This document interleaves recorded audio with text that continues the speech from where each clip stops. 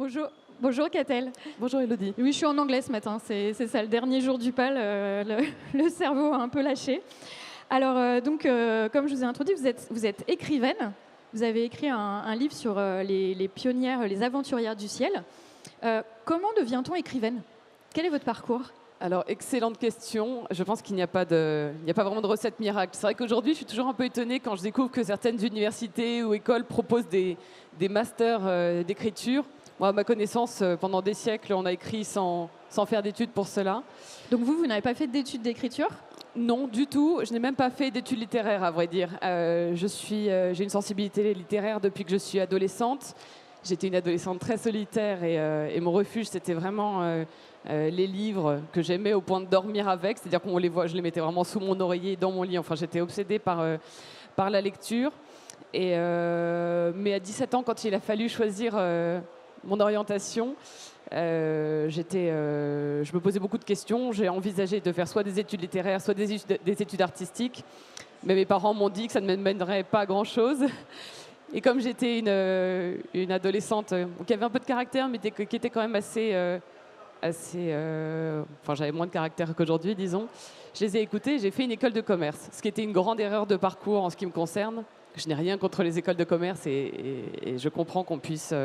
je les trouve évidemment très utiles, mais en ce qui me concerne, c'était vraiment pas du tout fait pour moi.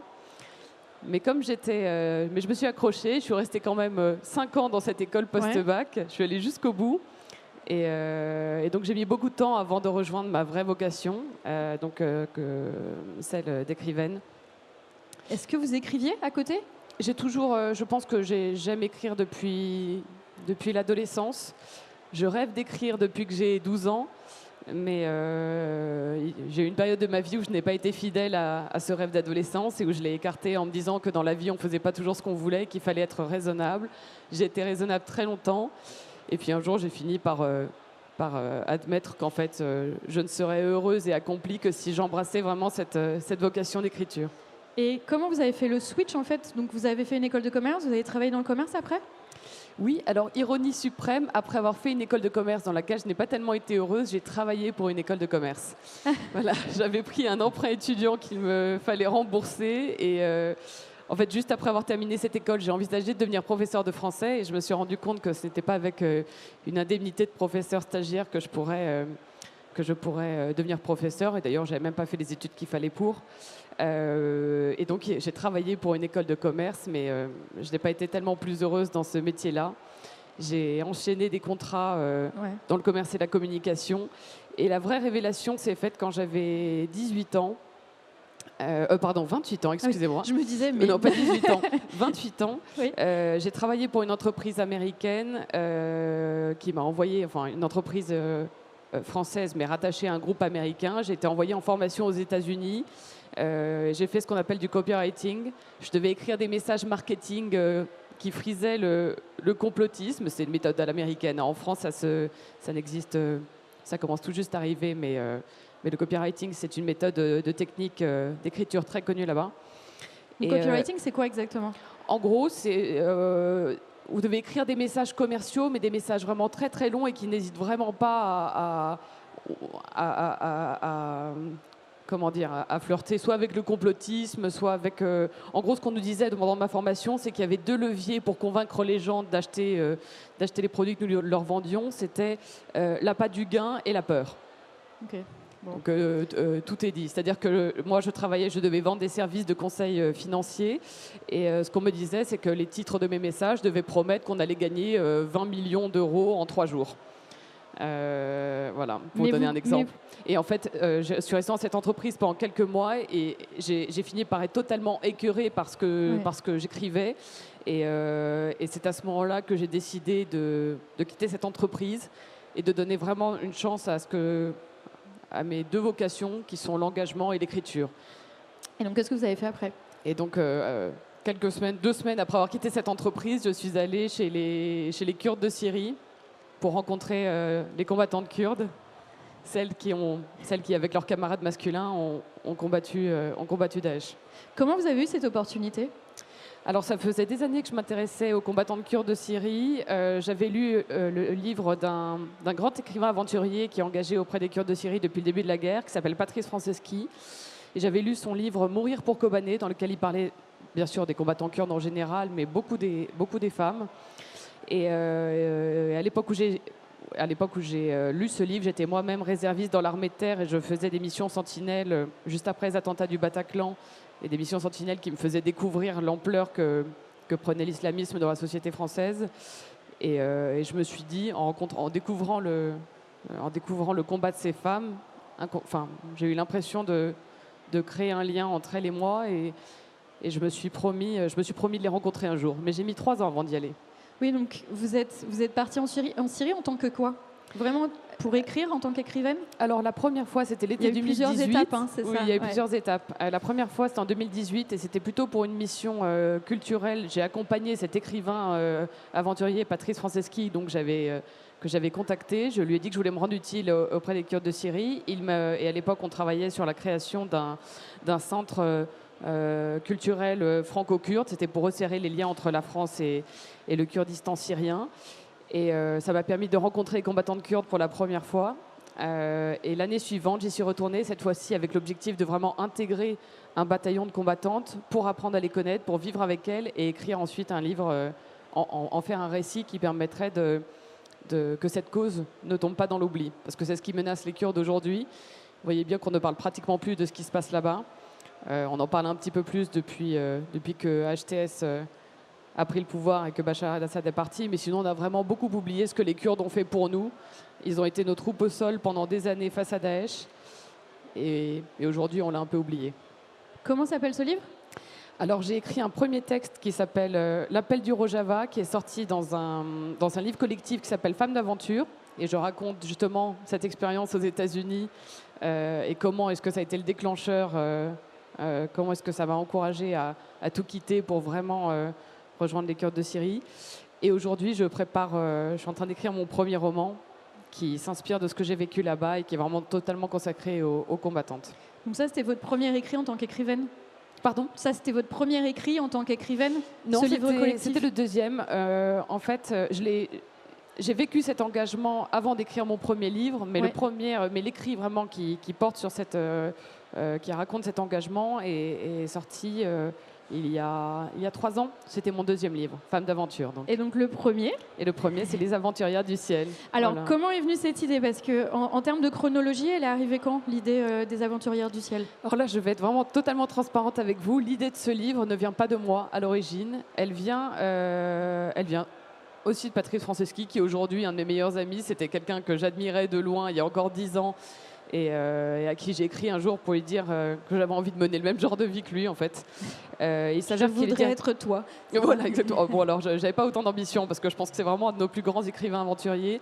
Si je pouvais déjà accomplir le quart de ce qu'il accomplit, je serais extrêmement heureuse. Mais je lui ai dit, il s'avère qu'il est le directeur qu'il a créé, le créateur et le directeur d'une très belle collection chez Point qui s'appelle Point Aventure.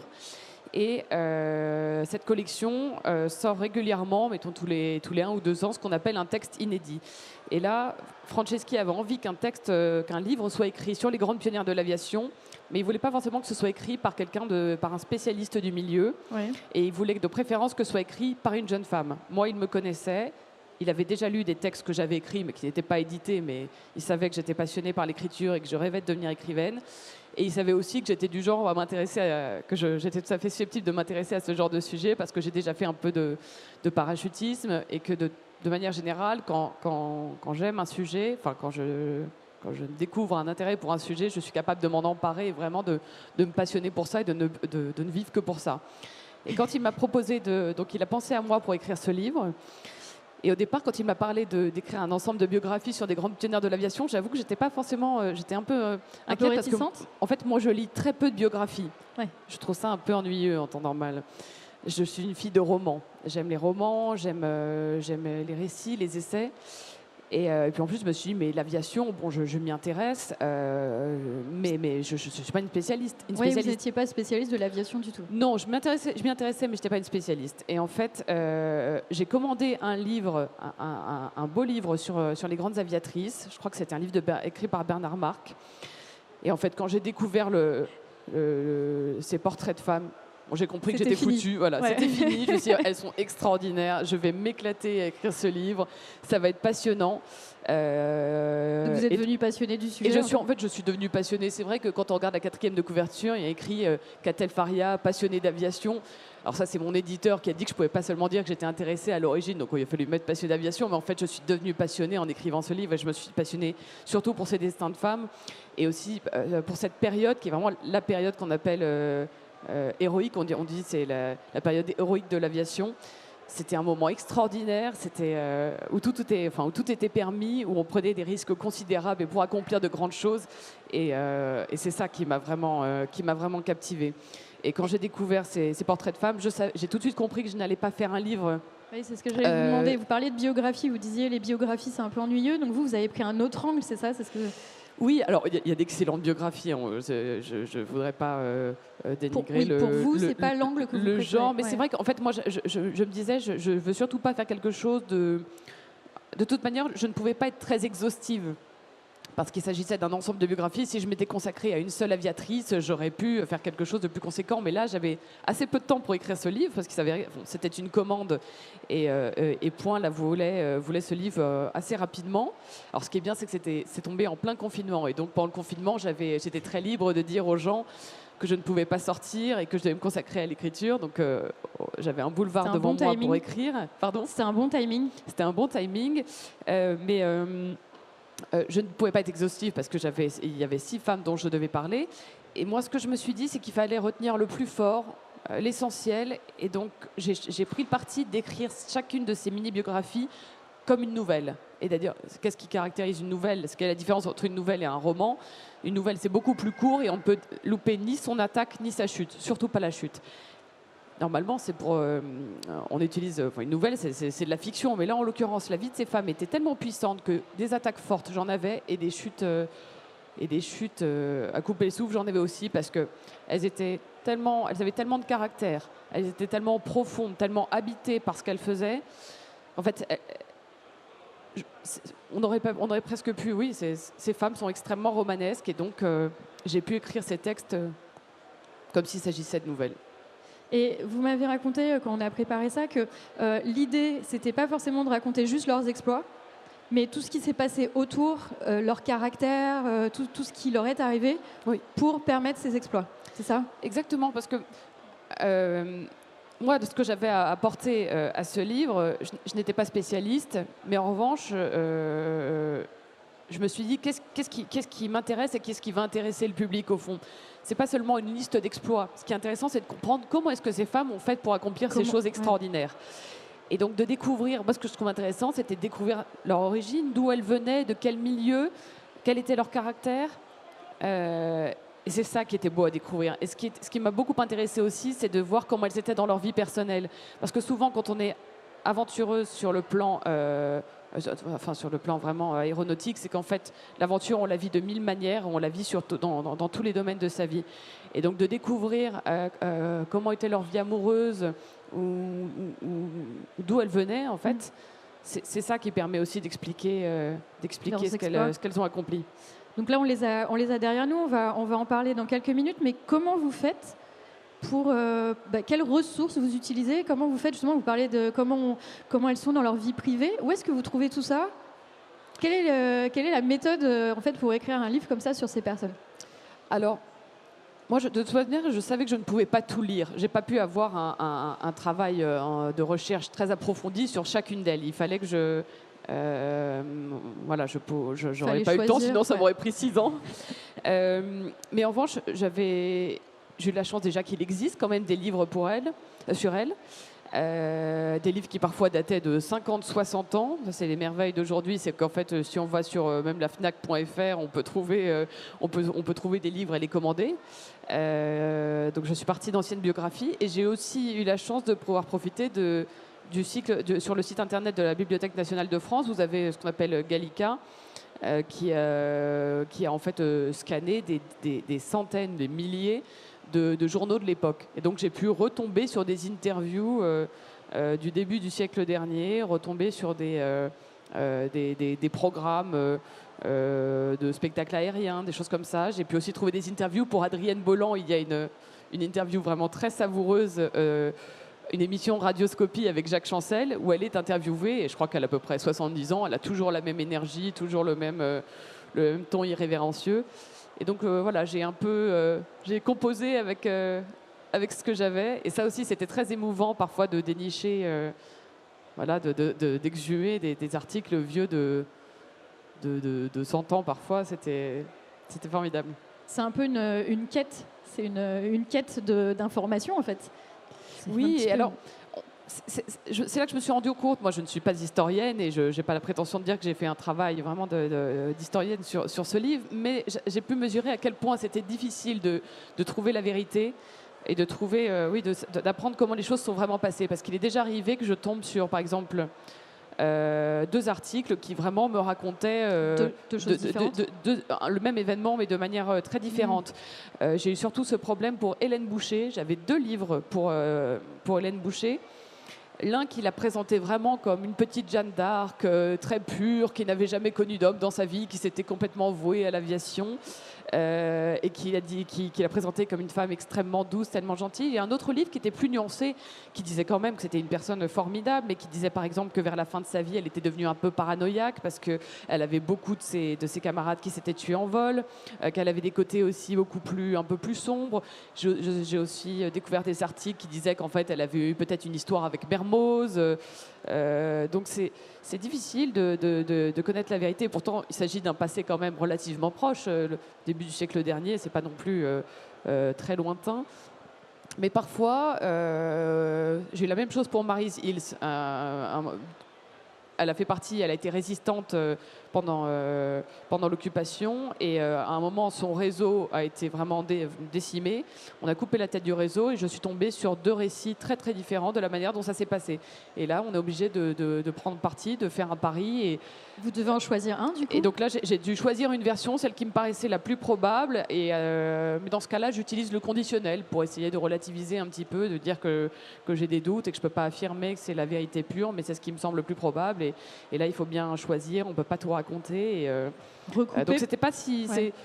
Il y a des moments qui étaient plus délicats que d'autres. Voilà. Oui, ça doit être délicat. Et justement, est-ce que vous avez dû abandonner une des aventurières par manque d'infos? Oui.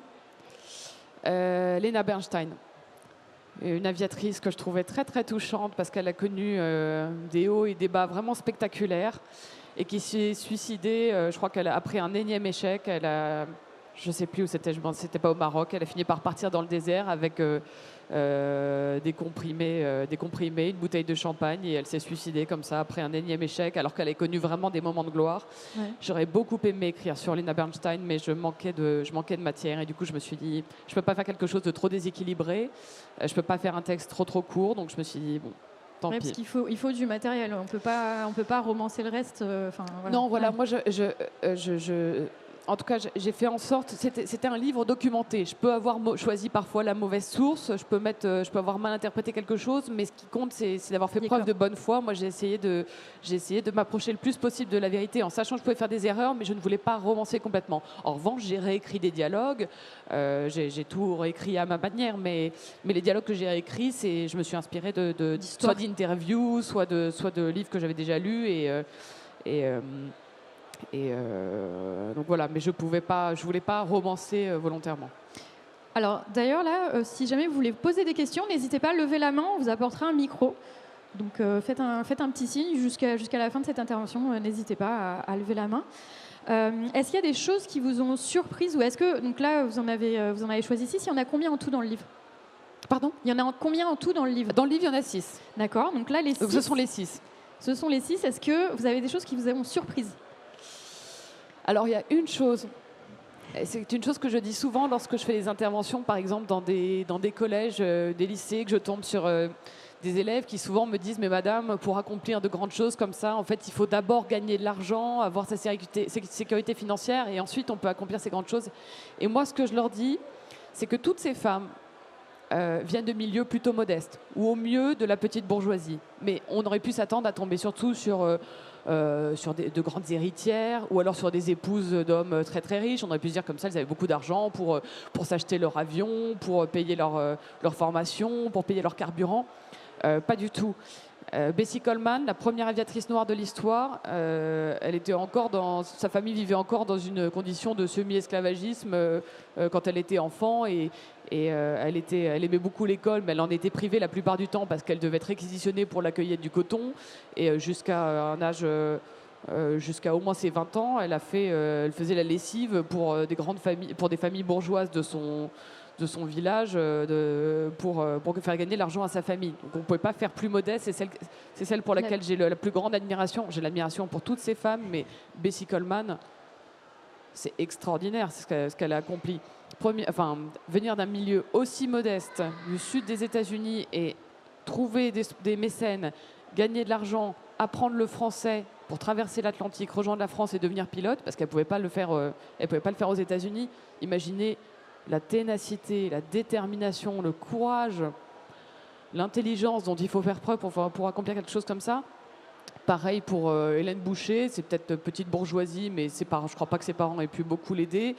Maryse Bastier, milieu vraiment modeste, à 12 ans, elle commençait déjà à coudre dans les usines. Aucune de ces femmes n'est née avec une cuillère en argent dans la bouche. Et ça, je trouve que c'est très, très inspirant, en fait. C'est peut-être justement parce qu'elles venaient de milieux, qu'elles ont connu des enfances plutôt difficiles, ou en tout cas pas du tout luxueuses. C'est peut-être grâce à ça qu'en fait, elles sont devenues tellement déterminées et qu'elles se sont battues comme des lionnes pour arriver à ça. Est-ce que vous avez peut-être des anecdotes à nous raconter sur chacune d'elles? Donc vous avez un peu commencé. Oui, alors il y a une femme dont il faut absolument que je vous parle. J'ai déjà parlé, Bessie Coleman, qui est pour moi celle qui a le plus grand mérite, parce que c'est celle qui venait le plus loin et qui a dû dépasser qui a dû rencontrer deux obstacles immenses dans sa vie. C'était le fait, elle était non seulement une femme, mais en plus noire, dans un pays qui est complètement raciste, bref. Et en plus, j'ai un vrai faible pour elle, parce que c'était une grande amoureuse de la France, et une admiratrice de Jeanne d'Arc, ce qui est assez extraordinaire. Mais Beryl Markham, vous ne trouverez pas de vie... Oui, on n'en a pas parlé encore. Ouais. Oui, Beryl Markham, qui est d'origine anglaise, mais qui a passé toute son enfance, toute sa jeunesse dans ce qui ne s'appelait pas encore le Kenya, mais qui a passé donc toute son enfance dans la brousse, qui a failli mourir entre les dents, entre la mâchoire d'un lion, qui a failli mourir de mille manières. Ça a développé chez elle un caractère extraordinaire. Ça a été la première entraîneuse de chevaux de course au Kenya, première femme entraîneuse de chevaux de course au Kenya à 18 ans, je crois. Donc elle passait de chevaux de course aux avions. Oui, elle avait elle a énormément de talent, exactement. En fait, son père était fermier, éleveur de chevaux de course, et donc à 3 ans, je crois qu'elle savait monter à cheval. Il l'a mis sur un cheval avant même qu'elle sache marcher. Et donc elle est devenue entraîneuse de chevaux de course à 18 ans, et à 28 ans, elle est devenue pilote de brousse, qui était extrêmement dangereux au point qu'elle emportait toujours dans son avion une boîte d'allumettes et une sorte de boîte vide, je crois, une boîte de biscuits, parce qu'elle se disait, le jour où mon avion, le jour où je me trouve blessée, que je me crache, il faudra mettre le feu à je mourrai sans doute dans les flammes, et à ce moment-là, mes cendres ne tiendront que dans une boîte à biscuits. C'est extrêmement dangereux d'être pilote de brousse, parce que vous faites vous avez la brume, vous avez c'était extrêmement dangereux. Et quelques années plus tard, elle est la première femme à traverser l'Atlantique Nord d'est en ouest, juste après Amelia Earhart. Elle fait la même chose qu'Amelia Earhart, mais dans le sens contraire, là où les vents sont moins favorables. Et c'est une femme qui a une vie aussi amoureuse complètement rocambolesque. Donc vous regardez ça aussi, hein, pas juste leur vie de pilote ou leur vie Non, parce que pour moi, c'est un tout. Ouais. Je pense que son tempérament de feu, il s'exprime dans tous les domaines et du coup, on ne peut pas la comprendre, on ne peut pas comprendre ce qui l'a poussé à traverser l'Atlantique Nord, ce qui l'a poussé à devenir pilote de brousse si on ne sait pas que c'est une femme qui vit sa vie, qui a une puissance de vie dans à peu près dans tous les domaines. Petite anecdote à son sujet, mais qui n'est qu'une anecdote parmi tant d'autres. J'imagine que vous connaissez tous le film Out of Africa. Dans Out of Africa, on voit Karen Blixen, qui est incarnée par Meryl Streep, qui a une histoire d'amour avec un chasseur qui s'appelle Denny Finch-Hatton, qui est joué par Robert Redford dans le film. Et vers la fin du film, Karen Blixen se fait piquer Denny Finch-Hatton par une jeune femme, une cavalière, qu'on présente dans le film sous le nom de Félicité. J'ignore pourquoi, mais elle s'appelle pas du tout Félicité. Cette fille, c'est Beryl Markham. Beryl Markham qui était encore toute jeune. Bon, elle avait peut-être 28 ans. Et en fait, elle a appris à piloter grâce à Denny Finch-Hatton. Et elle a ravi son cœur. Et en fait, Denny Finch-Hatton s'est tué dans un accident d'avion quelques temps plus tard. Mais en fait, Denny Finch-Hatton a quitté Karen Blixen pour Beryl Markham. Donc une femme extraordinaire. Elle a aussi été à l'origine d'un scandale incroyable en Angleterre parce qu'elle a séduit un des princes, peut-être pas le prince, mais le duc de Windsor, alors qu'elle était enceinte d'un homme producteur. Ça fait un scandale pas possible. C'est drôle parce que Beryl Markham, c'est une femme qui n'est pas du tout sympathique. Elle avait la réputation de prendre les hommes et ses amis et de les jeter ensuite. C'était pas une grande tendre. Elle a eu un enfant, un petit garçon dont elle ne s'est jamais occupée. Donc je me dis que si je l'avais connue, on n'aurait probablement pas été amis parce que voilà. Mais en revanche, en tant qu'aviatrice, en tant que femme, aujourd'hui je la prends comme elle est parce que je me dis elle a vécu sa vie comme elle l'entendait et j'ai du respect pour ça et de l'admiration. Surtout à l'époque. Pardon ? Surtout à l'époque. Surtout à l'époque, ça. Elle a vécu sa vie comme elle l'entendait. Elle a connu la gloire, elle a connu la déchéance, mais au moins elle a pas triché. Elle a été fidèle à elle-même et elle a accompli des choses extraordinaires. Et donc là, on en voit 6. Comment vous les avez sélectionnés, ces 6 ? Vous êtes parti d'une liste. Comment elle a été créée, cette liste ? Alors, je suis partie vraiment du livre de Bernard Marx, ce grand livre dans lequel figuraient, je pense, une centaine d'aviatrices. Déjà, on avait l'objectif de parler vraiment, dès le début avec Patrice Franceschi, on s'était dit qu'on parlait des années folles, de ce qu'on appelle l'époque héroïque de l'aviation, parce que c'est la plus exaltante et que c'est une grande période de liberté pour les femmes, l'entre-deux-guerres. Et ensuite, les 2 critères que je m'étais donnés, c'est que je voulais qu'elles aient accompli des choses vraiment remarquables, parce que je voulais pas qu'on puisse dire oui, elles ont fait moins bien que les hommes. Je voulais vraiment qu'elles aient fait des choses extraordinaires. Et Adrienne Bolland, la traversée de la Cordillère des Andes, c'était quelque chose d'extraordinaire.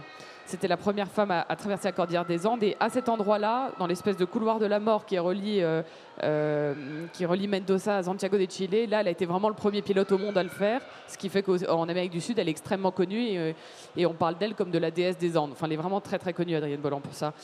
Donc, ça, c'est le premier critère, qu'elles aient fait quelque chose de fantastique. Qu'elles aient fait vraiment quelque chose de remarquable. Nous donner les exploits qu'elles ont chacune accomplis. Alors, donc d'abord la deuxième et le deuxième critère, là c'était complètement subjectif, c'est je voulais qu'elles aient un caractère génial. Moi, je voulais qu'elles soient, on en revient à ce que je disais tout à l'heure, moi, ce qui m'intéresse, c'est le caractère derrière, donc c'est le tempérament. Et moi, je me suis beaucoup attachée à ces femmes. Je me suis quand même attachée à Beryl Markham, même si elle n'était pas très sympathique, mais je voulais qu'elles aient un caractère chatoyant. Je voulais que ces femmes aient du relief, de la profondeur. Adrienne Bolland, c'était une espèce de garçon manqué, grande gueule. Beryl Markham, c'était une femme fatale, splendide. Très très déterminée. Maryse Bastier, un courage extraordinaire, alors qu'en plus elle a connu une vie quand même très très triste parce qu'elle a perdu à peu près tous les hommes de sa vie. Son père quand elle avait 10 ans et qu'elle adorait, son frère qui est mort pendant la Première Guerre mondiale, son mari qui lui a donné le goût du pilotage, il est mort en vol, son mentor et amant, pareil, il est mort dans un accident, et je crois même qu'elle a perdu son fils plus tard d'une grave maladie. Donc cette femme qui a vraiment connu toutes les épreuves qu'on peut connaître et qui s'est quand même accrochée, qui a accompli son grand record de durée en vol. Je ne sais plus exactement le nombre d'heures, mais je crois que c'est 38 heures de vol au-dessus du Bourget. Retenez ça. Il y a un siècle, cette femme qui a fait un record de durée en vol exceptionnel. Et ce que je trouve extraordinaire dans le record de Maryse Bastier, c'est qu'elle aurait pu s'arrêter et se dire bon, je suis trop fatigué, je descends. Parce qu'en soi, autant traverser l'Atlantique Nord, une fois que vous commencez la traversée, soit vous faites demi-tour, soit vous continuez. Il faut continuer, quoi. Oui, voilà, mais vous êtes un peu embarqué. Si vous êtes à mi-chemin, de toute manière, il n'y a pas le choix, il faut s'accrocher. Alors que le record de durée en vol, à tout moment, elle pouvait se dire bon, bah, j'arrête, je suis trop fatiguée, je vais me tuer, et je redescends doucement. Et non, elle se disait ou je réussirais, ou je me tuerais. Et elle était tellement déterminée à battre le durée de record en vol de Lena Bernstein, d'ailleurs. Je crois que c'est Lena Bernstein qui avait le record de durée en vol jusqu'à présent, jusqu'à ce jour. Et elle était tellement déterminée à le rebattre qu'elle avait prévu un flacon d'eau de Cologne dans sa carlingue pour s'en asperger les yeux pour se réveiller. Imaginez de se mettre... C'est un petit peu extrême. C'est un petit peu extrême comme méthode, ouais. C'est Maryse Bastié. Ah ouais. Et donc, à la fin, elle avait des vertiges. Elle avait l'impression que des murs se dressaient devant ses yeux. Elle a eu plusieurs fois l'impression qu'elle allait décrocher, enfin, qu'elle allait lâcher. Il suffisait qu'elle ferme les yeux une fois, qu'elle s'endorme, et l'avion décrochait et c'était fini. Et non, elle a tenu. Et donc 38 heures, si je ne dis pas de bêtises. Et elle est arrivée, on a des photos d'elle quand elle descend. Elle a les yeux mais complètement explosés. Elle titube, elle est soutenue par deux amis du monde aéronautique. Et elle dit, un jour ce record sera battu, mais jamais dans ces conditions-là. Donc Maryse Bastié, grand exploit aussi. Hélène Boucher, parcours très touchant aussi, parce que c'est une fille qui a connu beaucoup de problèmes au démarrage. Vraiment, on se demandait même à l'époque si elle n'avait pas un peu l'ashkoumoun, et ça, visiblement, dans l'aviation, avoir l'ashkoumoun, c'est pas très recommandé. Au bout d'un moment, plus personne n'a envie de vous sponsoriser. Qu'est-ce qui lui est arrivé au départ ? Elle a plusieurs avions. Déjà, elle a eu beaucoup de mal à rassembler l'argent pour devenir pilote, pour payer son carburant. Et puis ensuite, il fallait tenter des grandes compétitions pour se faire remarquer, que du coup, les sponsors arrivent et la soutiennent pour d'autres projets.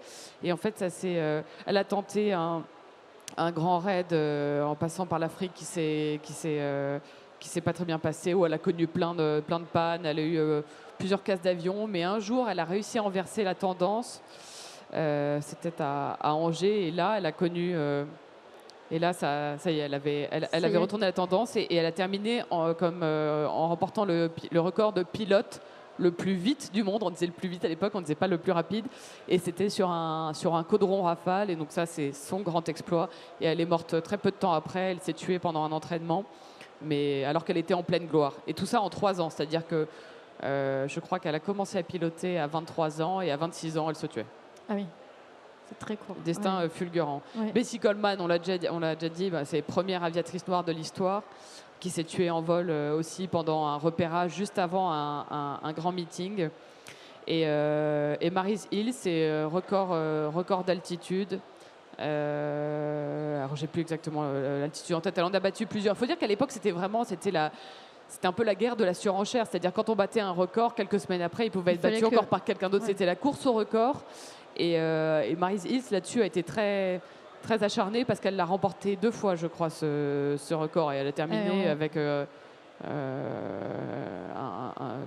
c'était... je sais plus à quelle altitude elle est arrivée, mais... Donc 2 fois, quand même une femme extraordinaire. Oui, elle a eu le record, 2 fois. Quelqu'un l'a battue. En fait, elle a eu le record, elle se l'est fait piquer par une Italienne, et c'était en pleine époque de montée du fascisme, donc c'était très important de ne pas se laisser battre par l'Italie, et du coup, elle est retournée, et elle a tout fait pour avoir un très très bon avion, et elle a battu le record. On a encore quelques minutes, mais est-ce que vous avez des questions pour Catel ? N'hésitez pas à lever la main, on a un micro qui arrivera vers vous. Non ? Est-ce que vous avez une histoire préférée ? Est-ce que vous avez... Alors, je sais déjà que vous les appelez mes aventurières. Oui. Vous y êtes attachées. Mes aviatrices. Est-ce que vous avez une histoire préférée ? Est-ce que toutes, pour vous... Alors écoutez, j'ai un gros coup de cœur pour Adrienne Bolland, parce que j'aime son tempérament, son côté... irrévérencieux, je la trouve très très attachante.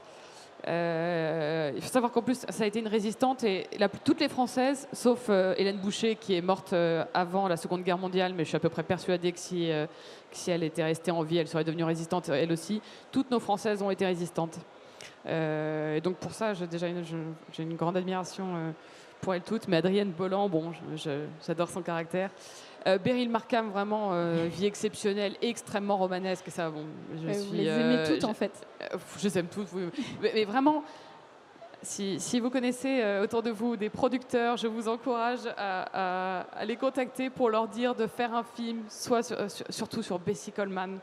Bessie Coleman, première aviatrice noire de l'histoire, grande amoureuse de la France, une femme vraiment exceptionnelle. Je ne comprends pas qu'aucun film n'ait encore été fait sur cette femme parce que ce serait extraordinaire. Combien de temps vous avez mis pour écrire ce livre ? Ça a été... en fait... mon éditeur voulait ce livre assez vite, et donc au départ, je crois qu'il avait prévu de me laisser 3 mois, et j'ai gagné un mois de plus, mais je n'ai fait que ça. Heureusement que c'était le confinement, parce que comme ça, j'avais toutes les excuses, la meilleure excuse du monde pour rester chez moi, et je n'ai vécu que pour elle pendant 4 mois. Ça a dû être presque dur quand c'était fini, non ? Parce que vous aviez une relation avec elle assez passionnée. Oui, la relation n'est pas complètement terminée parce que ce livre est sorti il y a 4 ans et je continue encore de beaucoup en parler. C'est vrai que je continue encore de faire des interventions dans des écoles, on m'en parle beaucoup. Je participe encore à des salons, je suis souvent au salon de Toulouse-Francazal. Aujourd'hui, voilà, je suis vraiment très très contente parce que oui, ce livre a trouvé un écho et je suis contente qu'on les remette, qu'on leur redonne de la place. Je ne veux pas dire qu'elles ont été effacées de l'histoire. J'entends souvent on me dit souvent que les femmes ont été effacées de l'histoire. Je ne peux pas dire pour elles qu'elles ont été effacées parce que honnêtement, j'ai trouvé des informations sur elles, j'ai trouvé de la documentation, j'ai trouvé des livres, mais qui dataient d'il y a 50 ou voire 70 ans. Et justement, je suis contente de les exhumer un peu et de les faire. Je ne suis pas la seule à avoir écrit des livres sur elles. Hein. Il y a d'autres, il y a de super livres qui sont sortis sur Adrienne Bolland, donc je ne suis pas du tout la seule à faire ce travail-là, mais je suis heureuse aujourd'hui qu'on en parle. Et d'ailleurs, ces photos, je les ai eues grâce au Musée de l'air et de l'espace qui m'a autorisé à les mettre dans le livre. Je voulais absolument qu'on voit leur visage, qu'on puisse les reconnaître, parce que je pense en effet qu'on les a un peu oubliés. Et pourtant, ces femmes, elles méritent d'être présentées en exemple. J'ai une phrase, vous l'avez peut-être entendue ailleurs, mais j'ai une phrase que je sors tout le temps à ce sujet, c'est j'aimerais qu'on parle un peu moins de Kim Kardashian et plus d'Adrienne Bolland. Mais c'est vrai, quand je vois aujourd'hui les idoles qu'on propose à notre jeunesse, je suis un peu désespérée parce que je me dis... qu'est-ce qu'elle a accompli, Kim Kardashian? Enfin, rien que je trouve vraiment extraordinaire. Alors qu'Adrienne Bolland a traversé de la cordillère des Andes, alors que c'était extrêmement dangereux, qu'elle était aux commandes de son caudron G3, qu'on appelait la cage à poules. Très rassurant de voler à bord d'un avion qui s'appelle la cage à poules. Oui. Ça, c'est quelque chose. Ça, c'est admirable. Ça, vraiment, ça me donne... Moi, je sais que ces femmes m'inspirent beaucoup au quotidien quand je désespère un petit peu de la vie, quand je doute de moi-même. Je pense à ces femmes et j'ai d'autres femmes. Il n'y a pas de raison que ces femmes n'inspirent que des femmes. J'ai aussi des hommes qui ont beaucoup aimé découvrir leur parcours. Mais moi, elles me donnent du courage et je sais qu'elles donnent du courage à d'autres. Est-ce que ça vous a donné envie, parce que donc l'aviation, l'aéronautique, c'était pas forcément une passion. Là, clairement, on sent que vous êtes passionné par elles, vous êtes passionné par tout ce qu'elles avaient fait. Est-ce que ça vous a donné envie de continuer sur cette voie? Est-ce que peut-être il va y avoir un nouveau livre rattaché à l'aéronautique d'une façon ou d'une autre? Est-ce qu'on a le droit d'en parler ou Oui. Alors, en ce moment, donc j'écris mon roman sur les Kurdes de Syrie, mais juste après, j'ai déjà beaucoup travaillé dessus, donc c'est tout prêt. J'ai prévu d'écrire une biographie sur un aviateur extraordinaire dont je tairai le nom, j'ai gardé le mystère, mais un homme extraordinaire qui mérite lui aussi d'être mis en avant et dont on parle de lui. Voilà. Et donc là, ce sera un livre sur un aviateur. Un aviateur, un homme exceptionnel. Voilà, ce sera juste après. Ben, on va attendre ça. D'ailleurs, peut-être on va voir votre livre. Donc ça, c'est votre livre d'où les aventurières sont oui. sorties. Est-ce que vous avez des questions pour Catel? Ah, merci. Bonjour. Bonjour. Est-ce que vous avez fait le parallèle entre les défis qu'elles ont dû rencontrer, ces aventurières du ciel, avec des pilotes de course plutôt dans l'automobile à l'époque?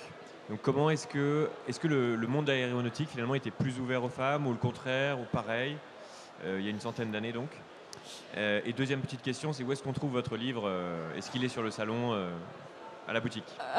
Alors écoutez, non, c'est vrai que je me suis vraiment... il y avait déjà tellement de choses à dire sur l'aviation de l'époque. J'ai pas pensé à faire le parallèle avec avec les courses automobiles.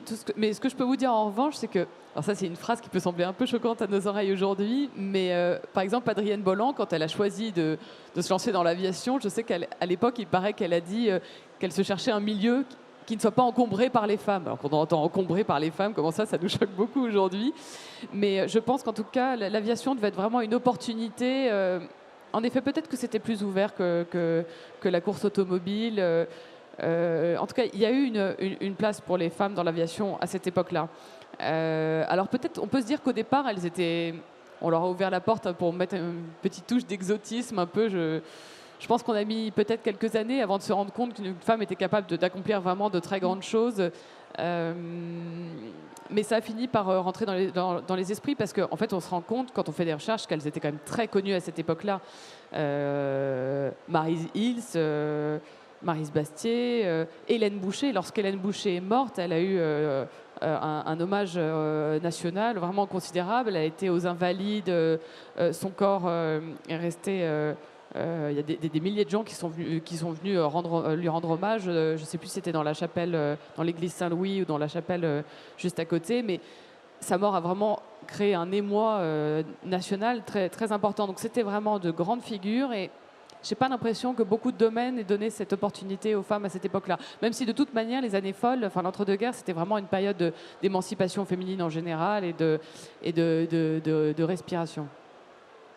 Oui, en fait, à l'époque, elles étaient connues et on entend moins parler de nos jours, mais à leur époque, finalement... À leur époque, elles étaient connues. Ouais. Mais honnêtement, si je veux être vraiment très honnête, de toute manière, je trouve que l'histoire est quand même très, très sélective et puis parce que quand je regarde les pionniers de cette époque-là, demandez aux gens dans la rue s'ils peuvent vous citer beaucoup de pionniers, même hommes de cette époque-là. Je suis à peu près certaine que la plupart des gens pensent que Roland Garros est un grand tennisman et pas un aviateur. Et peut-être qu'ils pourront vous citer Mermoz, Saint-Exupéry, mais ça s'arrêtera là. Donc même les pionniers, on s'en souvient plus trop. Et quand on s'en souvient, allez, on a peut-être 2-3 hommes en tête. Mais en fait, c'était une époque extraordinaire et on devrait y accorder plus d'attention. Et en ce qui concerne mon livre, vous le trouvez, j'espère, dans beaucoup de bonnes librairies. Alors, il est sorti il y a 4 ans déjà, donc, mais il se trouve encore assez facilement. Donc, vous pouvez soit le commander sur Internet, soit ce que je vous recommande plutôt, parce que je pense qu'il faut faire vivre nos libraires, c'est aller voir votre libraire, donnez-lui les références et normalement, il vous l'aura en quelques jours. Voilà. On a le temps encore pour une question pour Catel, si vous en avez une. Non ? Pas forcément. Bon, bah écoutez, on va arrêter cette session-là. Merci beaucoup. Merci de nous avoir... Elodie. Merci à vous d'avoir tout raconté. Et je crois qu'on a une petite dernière photo. Ah non, on avait... très bien, très bien. Merci à vous.